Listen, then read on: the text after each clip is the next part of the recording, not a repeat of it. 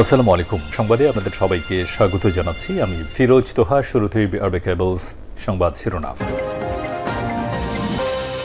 বাংলাদেশের সর্বশেষ গুরুত্বপূর্ণ আপডেট সংবাদে আপনাকে স্বাগত। শুরুতেই সংবাদ শিরোনাম, পরে বিস্তারিত।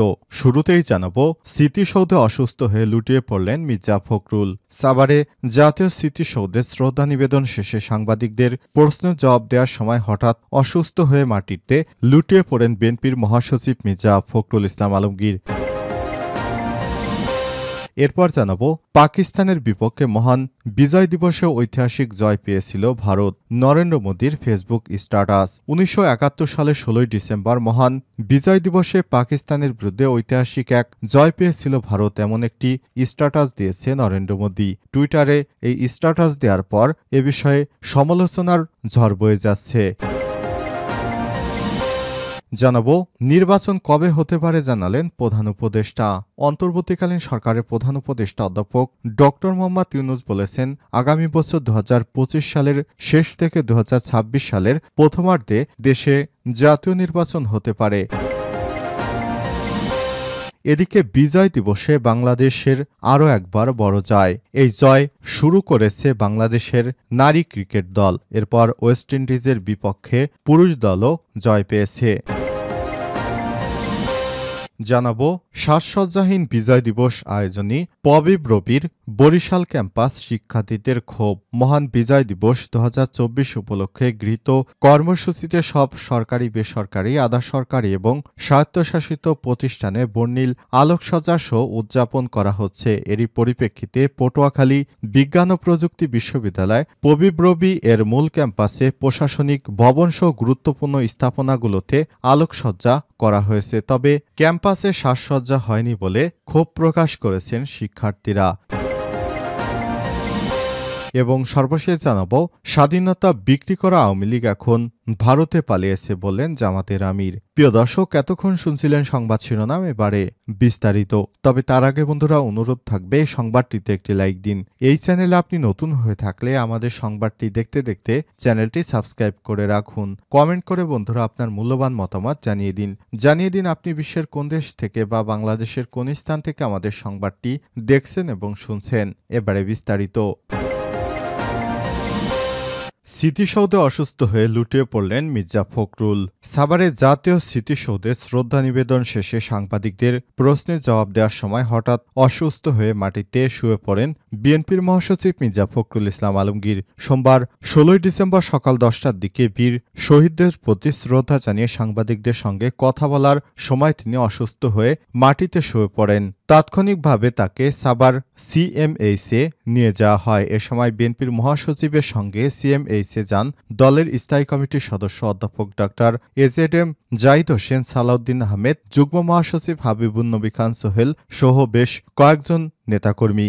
বিএনপির মিডিয়া সেলের সদস্য সাইরুল কবির খান জানিয়েছেন, শেষ খবর পাওয়া পর্যন্ত সাভার সিএমএইচে চিকিৎসাধীন বিএনপির মহাসচিব এখন অনেকটা সুস্থ হয়েছেন। এ সময় বিএনপির মহাসচিবের সঙ্গে সিএমএইচে যান দলের স্থায়ী কমিটির সদস্য অধ্যাপক ড এজেডএম জাহিদ হোসেন, বিএনপির স্থায়ী কমিটির সদস্য সালাউদ্দিন আহমেদ, যুগ্ম মহাসচিব হাবিবুন নবী খান সোহেল সহ বেশ কয়েকজন। পাকিস্তানের বিপক্ষে মহান বিজয় দিবসে ঐতিহাসিক জয় পেয়েছিল ভারত বললেন মোদী। 1971 সালের 16 ডিসেম্বর মহান বিজয় দিবসে পাকিস্তানের বিরুদ্ধে ঐতিহাসিক জয় পেয়েছিল ভারত, এমনটি উল্লেখ করে সামাজিক যোগাযোগ মাধ্যমে টুইটারে দেয়া পোস্টে ভারতের প্রধানমন্ত্রী নরেন্দ্র মোদী জানিয়েছেন, সেই ঐতিহাসিক জয়ে সাহসী ভারতীয় সৈনিকদের আত্মত্যাগ চিরস্মরণীয় হয়ে থাকবে। আর 16 ডিসেম্বর মহান বিজয় দিবস হাজার বছরে গর্বিত বাঙালি জাতির বীরত্বের অবিস্মরণীয় দিন। আজ 9 মাসে রক্তক্ষয়ী মুক্তিযুদ্ধের মধ্য দিয়ে 1971 সালের এই দিনে বিশ্ব মানচিত্রে স্বাধীন ও সার্বভৌমত্ব দেশ হিসেবে স্থান করে নিয়েছিল বাংলাদেশ।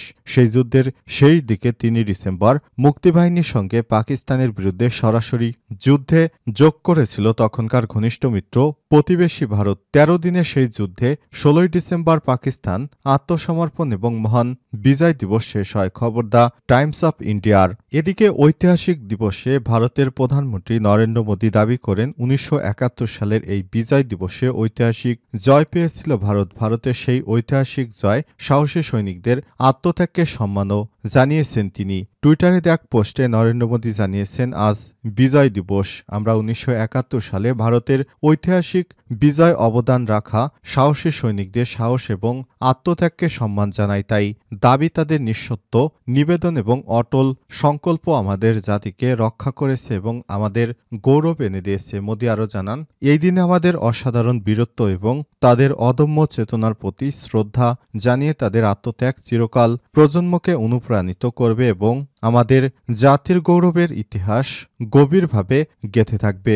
মোদির এমন স্ট্যাটাসের পরই তীব্র ক্ষোভ জানিয়েছে বৈষম্যবিরোধী ছাত্র আন্দোলনের আহ্বায়ক হাসনাত আবদুল্লাহ। সামাজিক যোগাযোগ মাধ্যম ফেসবুকে দেয়া পোস্টে তিনি জানিয়েছেন, এটি বাংলাদেশের মুক্তিযুদ্ধ, পাকিস্তানের বিরুদ্ধে বাংলাদেশের স্বাধীনতার জন্য এই যুদ্ধ সংগঠিত হয়েছিল, কিন্তু মোদি দাবি করেছে এটি শুধু ভারতের যুদ্ধ এবং তাদের অর্জন। তাদের বক্তব্য বাংলাদেশের অস্তিত্বই উপেক্ষিত।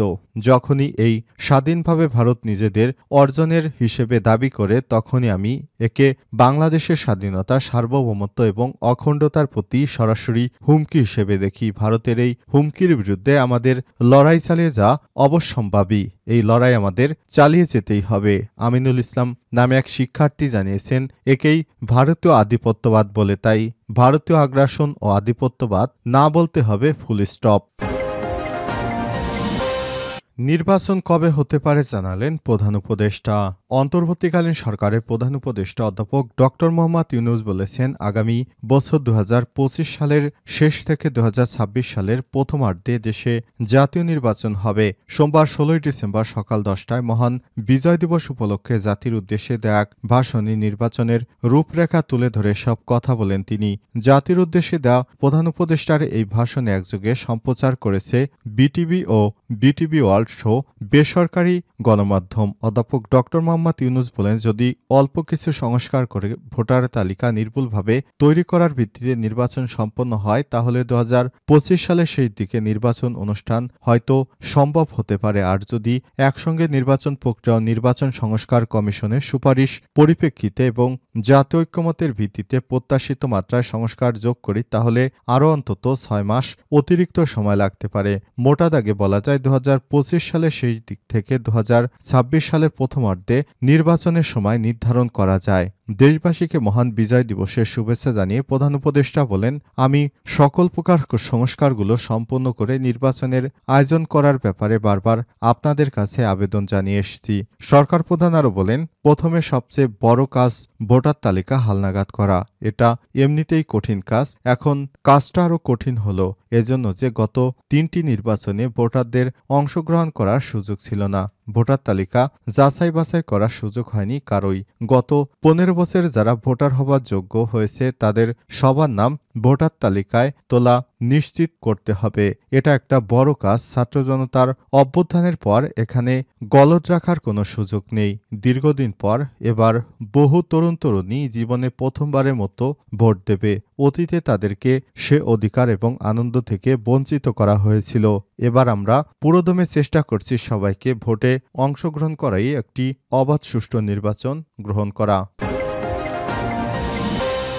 বিজয় দিবসে বাংলাদেশে এবার আরও বড় জয়।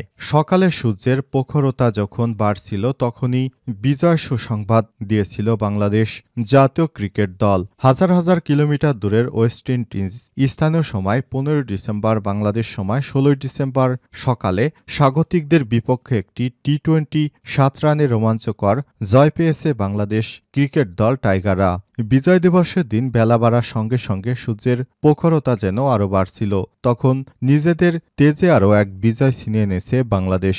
নারী অনূর্ধ্ব 19 এশিয়া কাপ গ্রুপ পর্বে নিজেদের প্রথম ম্যাচে শ্রীলঙ্কাকে 28 রানে হারিয়ে টুর্নামেন্ট জয় সূচনা পেয়েছে বাংলাদেশের মেয়েরা। সোমবার 16 ডিসেম্বর মালয়েশিয়ার কুয়ালালামপুরে বৃষ্টিবিঘ্নিত ম্যাচটিতে ওভার কমে 16 ওভার করে খেলা হয়েছিল। প্রথম ব্যাট করতে নেমে নির্ধারিত ওভারে 9 উইকেটে 122 রান তুলেছিল ইয়ং টাইগার্সরা।